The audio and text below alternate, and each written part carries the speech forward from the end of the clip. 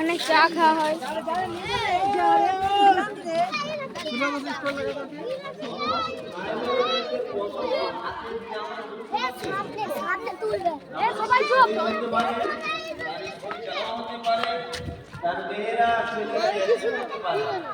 তারপরেও যুদ্ধের পতাকা নেওয়ার জন্য সাহাবারা ব্যতিব্যস্ত।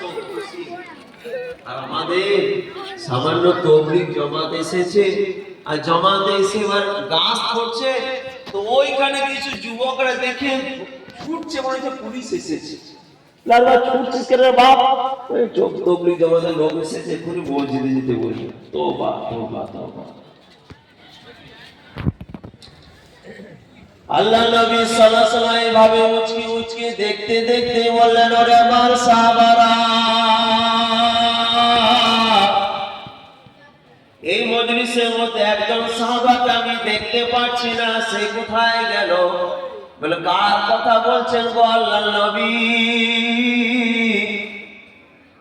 বলে, হযরত আলী রাদিয়াল্লাহু তাআলা আনহুকে, আলীকে এখানে দেখতে পাচ্ছেন, আলী কোথায় গেল? সাহাবারা সব বললেন, ও আল্লাহর নবী, হযরত আলীর চোখে খুব যন্ত্রণা, চোখ উঠেছে, চোখে ভাইরাস হয়েছে, যার জন্য তিনি চোখের যন্ত্রণা, চোখের জ্বালাতে, চোখের ব্যথাতে তিনি এই মজলিসে আসতে পারে নাই।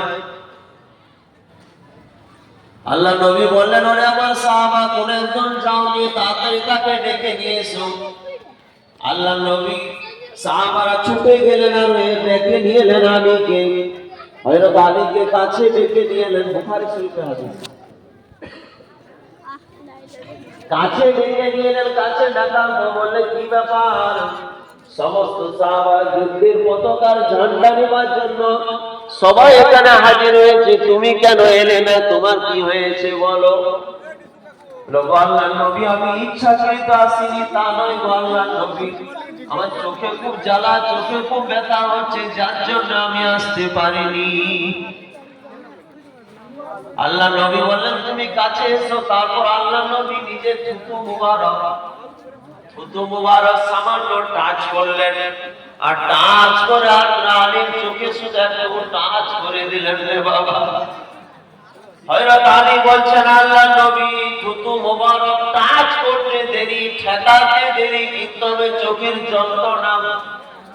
যন্ত্রণা হতে দেরি হয় নাই। সেকেন্ডের মধ্যে সমস্ত চোখের ব্যথা, জ্বালা, সমস্ত কিছু দূর হয়ে গেল। সুবহানাল্লাহ। আলী রাজা বলছে, আল্লাহ নবীর চোখে আমার টাচ করতে দেরি, চোখের ভাইরাস, ব্যথা ভালো হতে এক সেকেন্ডও দেরি হয় না। সমস্ত জীবনে কোনোদিন চোখে রোগ হয় না।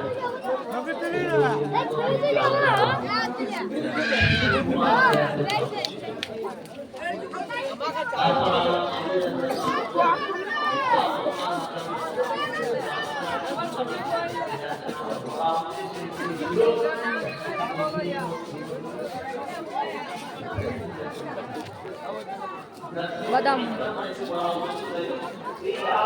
চা খায় এখানে ফ্রিতে।